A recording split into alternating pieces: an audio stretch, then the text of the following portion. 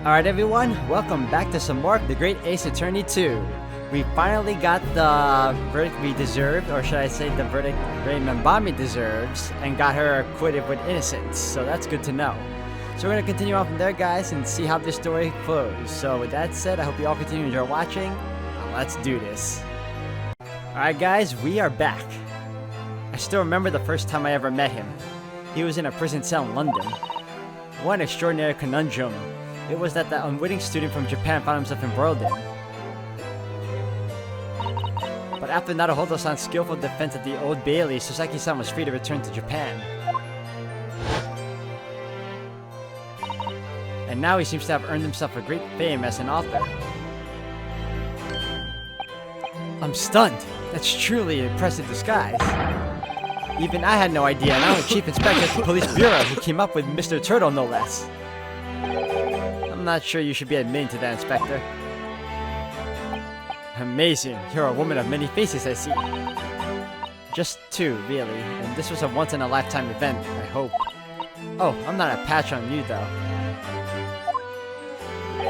Well, I am a professional, of course. I do worry about Inspector Hosonaga sometimes. I really do.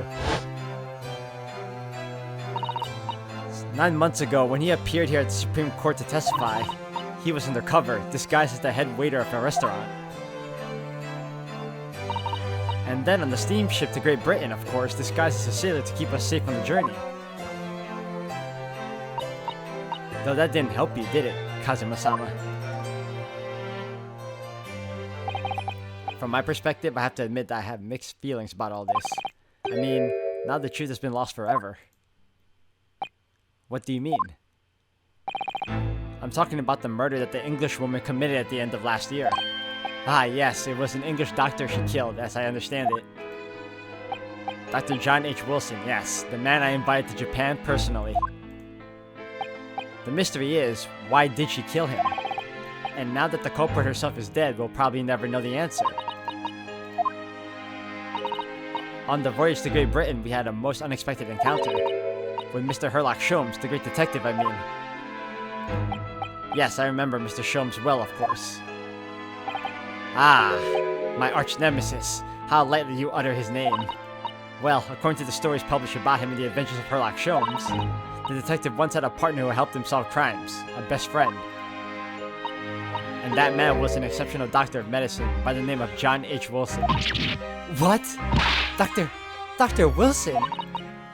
I just can't believe that it's a coincidence. Oh, passed on that. See that? I think that the English doctor of medicine killed here in Japan. I think that the English doctor of medicine killed here in Japan 9 months ago. And if that's really true, then the poor girl won't ever see her beloved father again.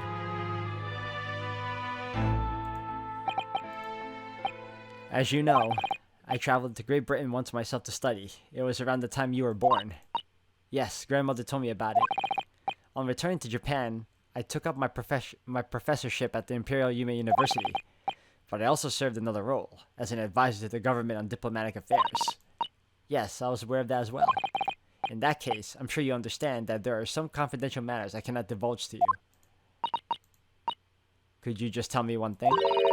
Why did you summon me back to Japan? It's been 2 months now since I returned. When I left England, it was because an urgent telegram had arrived from Japan. It said that you collapsed with a high fever and you were growing weaker by the day. What? Where did that news come from? That's what I'd like to know, because after the long sea voyage, I found you fine in health, Father. Was there something in Great Britain that you perceived might inconvenience me in some way, or harm me? That's really the only explanation I can think of. Dear me, do you reserve your most cutting glares for your father, Susato? I'm sorry, my dear, I simply can't... Ah, let me go!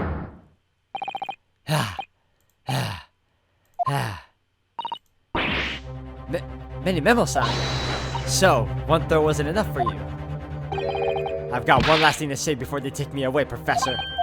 Me? I know the truth. I know you had a hand in what went on. In that visiting student's fate. visiting student. No, not her. The student of law who left for Great Britain 8 months ago. What? Student? He must mean Kazuma-sama. What are you talking about? What does any of this have to do with Kazuma-sama? Nobody here in Japan knows anything about it. They don't know that the guy never made it to England, that he died on that steamship, and that he'll never... Ah! Whoa, the judge threw him now? Well, I didn't expect to find him in here. What were you officers playing at? Terribly sorry, Your Excellency.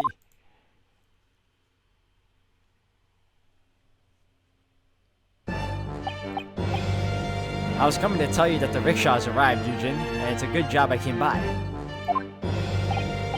Yes, thank you for dealing with him, and I'll be there shortly. Oh, Your Excellency. Ha!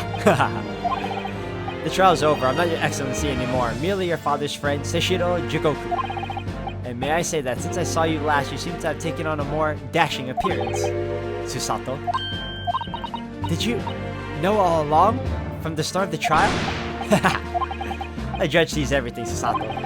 I couldn't let you take the risk if Seishiro here had known and then he'd recognize you. So I had a word in his ear beforehand, as an old friend. So, Seishiro, shall we? Yes. Having ruled on the case, we now have various diplomatic issues to address. Before you go, father. Sorry, my dear. We shall have to return to our earlier conversation at a later date. But well done again, both of you. You did admirably. Oh, thank you very much. What did you think of my Seishiro sling, huh? It's been a while since I sent a man flying like that. Wow, Seishiro sling. Everyone has a name for their throws. Whatever could father be hiding from me? About Giselle Brett? About Dr. Wilson? And now it seems, according to the reporter, about Kazuma-sama. I'm gonna have to bring this up with father sometime, when nobody else is around. Judicial Assistant Mikotoba-san Esquires? Could I, have a word? Oh, yes, of course, Sasaki-san. What is it? I think perhaps it could be fate that we're meeting again like this now. You see, there's something I need to tell you. Oh? I believe that it may be related to the reason why your father summoned you back from England. This I have to hear. Please, Sasaki-san, tell me at once. I will! I will!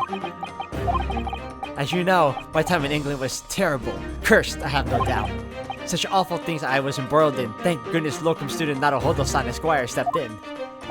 After he secured my freedom, I couldn't wait to get on the ship back here to my homeland. Having arrived in Japan, I submitted a report about my experiences to the Ministry of Foreign Affairs.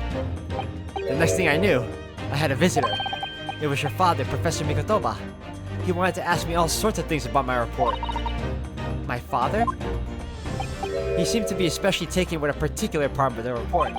Anyway, he left eventually, having thoroughly quizzed me. But it was the very next day that he sent a telegram to you asking you to return to Japan. What was it then? The particular part my father was interested in. I don't really know exactly. But do you remember them? Those two terrible cases I was caught up in? Of course, I could never forget. Your father seemed to concern himself mainly with the second case. The second one? You mean the one Mr. Shums forbade any of us to talk about in public? Which is why the only case involving you that any member of the public is aware of is the first. Well, I don't care. I would have to listen to what that dastardly detective says. Anyway, the point is, it seems that case somehow holds the key to all these curious unanswered questions. That horrific, hideous, heinous case. The case of the haunted lodgings.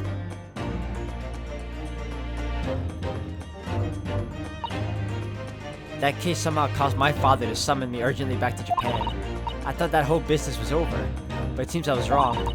Perhaps that was only the start. Perhaps the story is not yet told.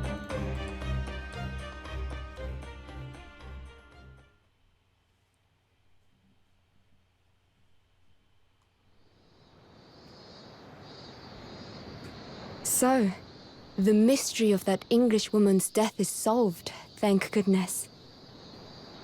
And having stood in the Supreme Court now, I think I can comprehend a little better. How you must be feeling as you fight for people's freedom in a foreign land, Naruhodo-san.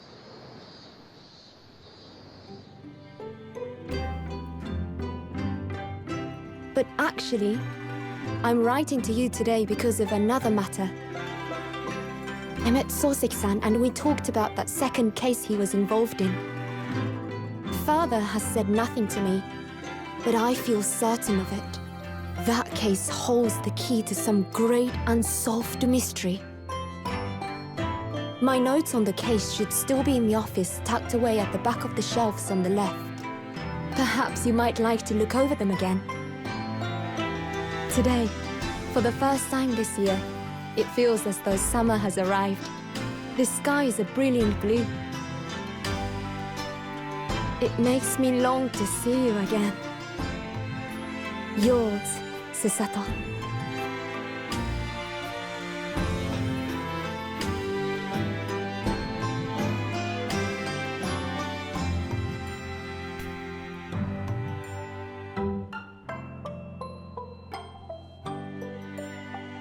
Alright, so that ends that chapter.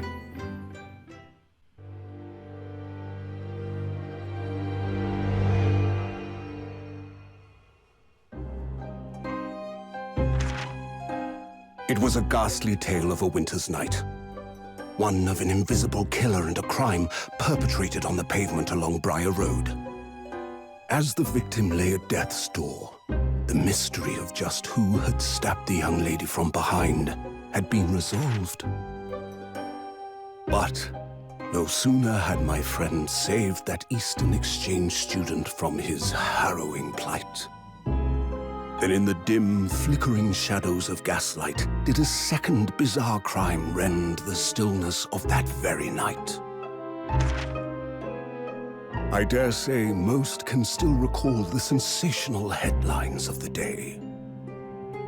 Haunted apartment of death, the condemned criminal's curse, the dread demon of coal gas. Yet, though the great detective had at once discerned the truth upon his arrival at the scene, it only proved to be the overture that announced the rising of the curtain on a most tragic play.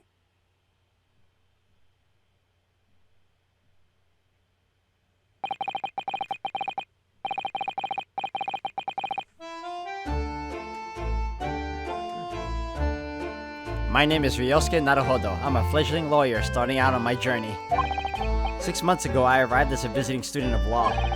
Having made the long voyage across the sea from the Empire of Japan to here, London, England, and on the way, in quite extraordinary circumstances, I made the acquaintance of a world-famous detective. Currently, I reside in the attic of the detective's own lodgings, from where I run my legal consultancy of sorts. I've successfully defended a number of clients in Britain's highest court, the Old Bailey. But since a particularly grueling and unforgettable legal battle 4 months ago now, I haven't returned to the courtroom. In truth, I lost my right to return. But that epic trial was just one small part of an epic tale. A tale which was now about to awaken from slumber. Thanks to a letter that arrived this morning from my homeland.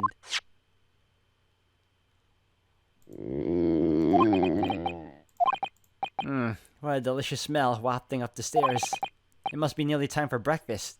I better go down to Mr. Shom's suite and say good morning to the great detective and his flatmate.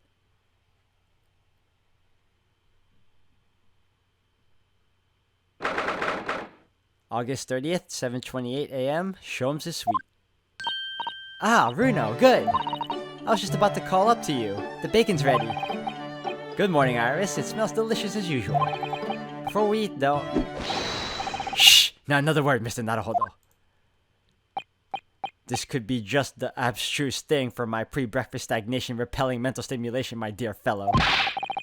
Morning to you too, Mr. Shomes. Ah, yes. I see. So that's it. The truth is as clear to me as day. My faculties of observation have revealed it again. What are you talking about? You, Mr. Naruhodo. You have, this very morning, met with a surprise. Well, is that not the case? Really, my dear fellow, it barely warrants explanation. Firstly, your hair is particularly unkempt, somewhat reminiscent of a bird's nest. Secondly, you have neglected to fasten the third button of your jacket. Clearly, when considered together, these two facts point to you having been flustered this morning. Can I talk now? But of course. Of course. Though I don't look for admiration, you understand. My hair always looks like this. It's been this way since I first met you. Oh, it has? And the button was ripped off last night, if you remember. By you. Hurley pulled your button up? Ah, yes, I recall the incident now. It was after supper, was it not? As the evening advanced, I picked up my violin and began to play the wailing notes of a haunting tune. But then, to my utter dismay, the third string snapped. Why did it have to happen? Why? Little wonder then that in my vexation I grabbed the first button I saw and ripped it from its poor proper place. Well, I'd like it back now, please. It's troubling me that I can't fasten my jacket. And it's troubling me that you expect me to know where it is, somewhere thereabouts on the floor, one presumes. Helpful. What matters at the present time, my dear fellow, is simply whether or not my deduction was unerring. But Hurley, Bruno said it when he came in, didn't he? I had a surprise this morning.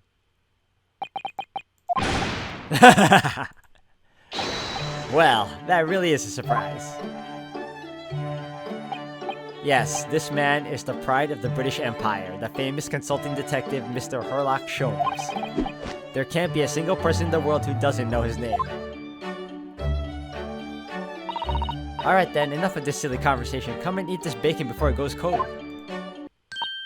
And I have a new herbal tea for you to try too, my latest special blend. And here we have Iris Wilson, Mr. Sholmes' lodger and companion. A truly exceptional young girl who's the author of a highly successful serialization here in London. Yes, The Adventures of Sherlock Holmes as published in Rand's magazine. So, Mr. Naruhodo, won't you put us out of our misery? What surprised you this fine morning? Ah, well, I received a letter from Japan. Oh, from Susie, you mean? Was it really? That's right. And she had some rather startling news, in fact. Ah, intriguing indeed. You must tell us all about it over breakfast. Oh yes, what fun! Well, alright. First and foremost, I'm gonna get myself a drink of water, guys. Give me a minute. Alright guys, I'm gonna first move to my,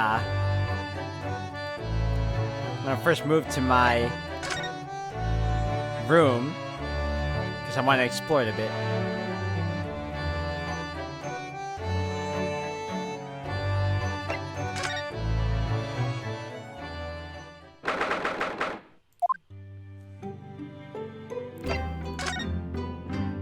Oh, it's been a while since I've been here.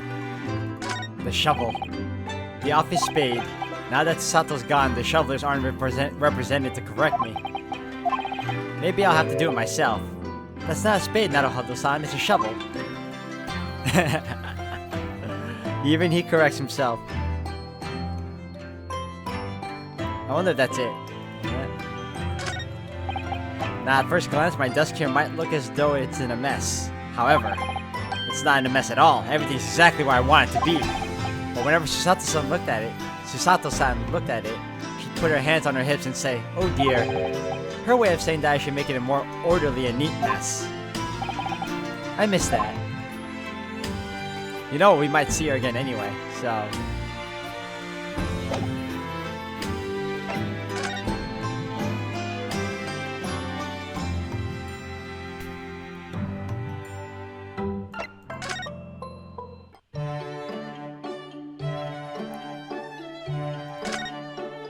Alright, hold on a second. What's new in that blackboard? Ah yes, this is where you note down ideas, isn't it, Iris? What's in the melting pot today? The blue carbuncle? Yes, it's from a case of theft that Hurley solved ages ago, the theft of a precious stone. A carbuncle is another name for a garnet, you see, especially if it's cut with a rounded top. Oh, really?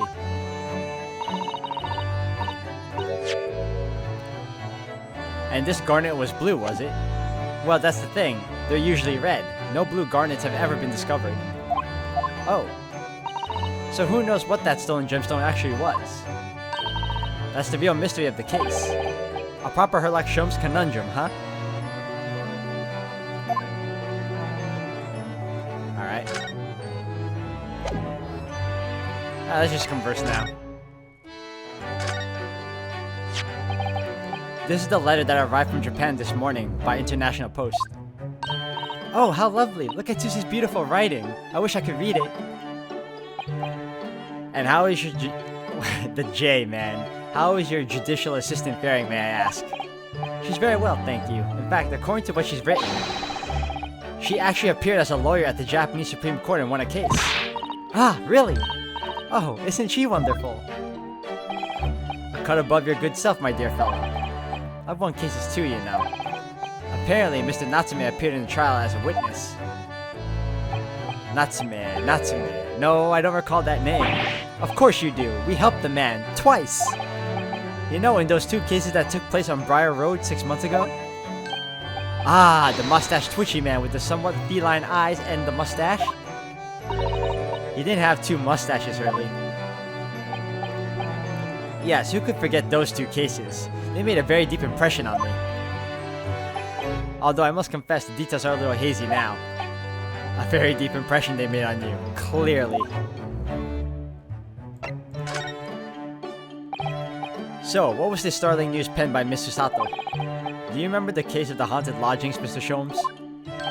Ah, yes, it's very interesting, you know? I don't feel entirely uncertain that a case of that nature did not occur. He's totally forgotten then. Anyway, in her letter, Mr. Sato asked that we read over her case notes again and investigate further. Though it took place half a year ago, for what purpose? Because there's something that Mr. Natsume said to her, apparently. He suggested that the real reason why she was called back to Japan so suddenly might have something to do with that case of the haunted lodgings. Oh? On Mr. Natsume's return to Japan, Mr. Sato's father questioned him about the case, she says. And something Mr. Natsume said appeared to trouble Professor Mikotoba, prompting him to send that telegram. Oh, that case, yes. It was very strange, wasn't it? Yes.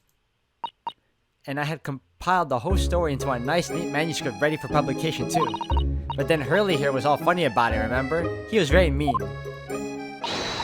That story must not be published, she said. Very mysteriously as well. Really? I said that. Are you sure? Do you perhaps know something about it as well, Mr. Sholmes? About why Mr. Sato was suddenly told 4 months ago that she had to return to Japan?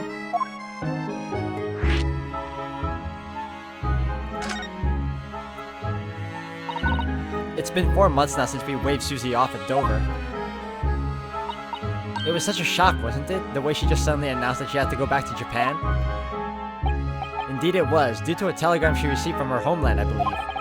That's right, telling her to return urgently. Yes, because her father had passed away. No. It's just said he was suffering from a high fever, the cause of which was unknown. He's not dead. But according to this letter, that news about her father's fever was just a ruse. A ruse? So Susie's daddy lied to her so that she'd make the voyage back home? Why would he do that? I have to admit, I have absolutely no idea. But she believes it's most certainly related to the case of the haunted lodgings.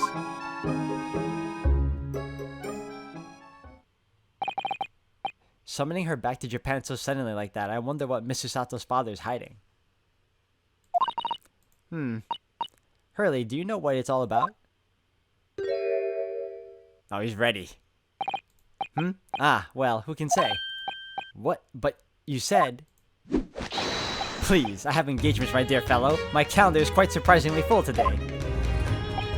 And a stringent analysis of the matter would be excessive, I feel, even if I were quite at leisure. So, man the fort in my absence, won't you, Iris?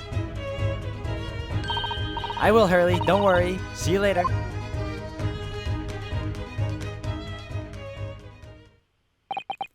He scuttled off rather quickly there. I think perhaps Professor Mikotoba isn't the only person hiding something here. Sasaki-san was involved in 2 cases, but only one of them was forbidden from being published. By, of all people, Mr. Sholmes. Aha! I found them at last! Iris, are they? The notes about the case. That's right, Susie and I compiled them together. The case of the haunted lodgings. Do you want to read them, Bruno? Absolutely. Thank you, Iris. I have no idea what secrets could still be hiding in the shadows of this case, but perhaps if I read over the notes again, something might come to light.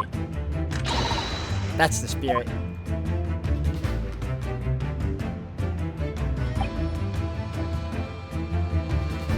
So, Iris and I decided to read over the case notes again, together. Everything from what happened to our investigation and that fierce battle in court that followed. Reliving every detail. I just need to find a clue, and I have all the time in the world. Because of course, I'm no longer allowed to practice law in the courts of Great Britain.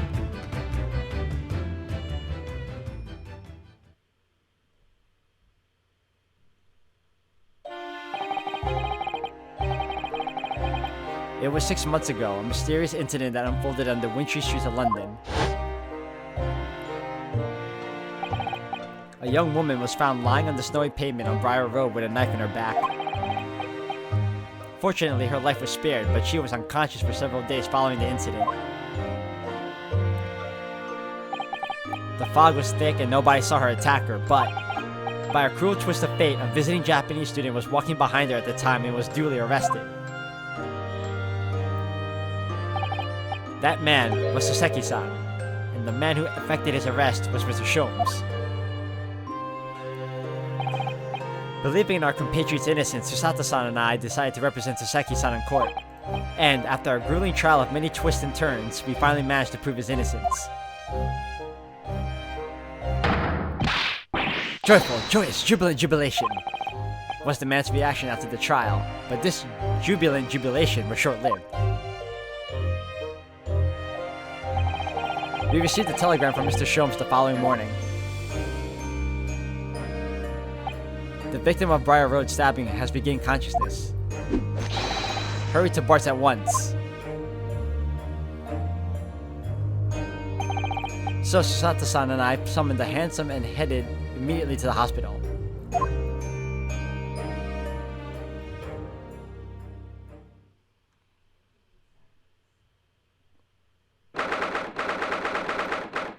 "21st of February, 5:30 a.m., St. Bartholomew's Hospital Recovery Ward."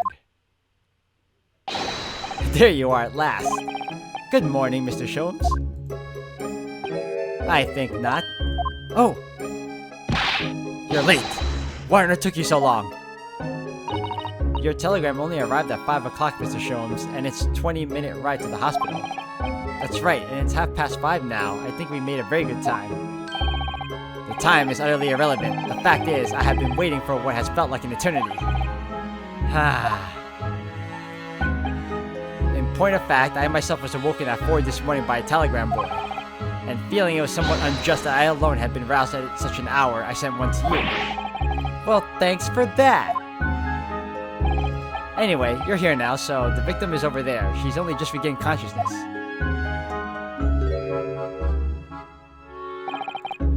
You should introduce yourselves, and I shall observe from here. So that's the lady who was found on a snow-covered pavement with a knife in her back. Her name is... yes, here we are. Miss Green. Alright guys, I'm going to end the video here for today. Thank you all for watching. Until the next one.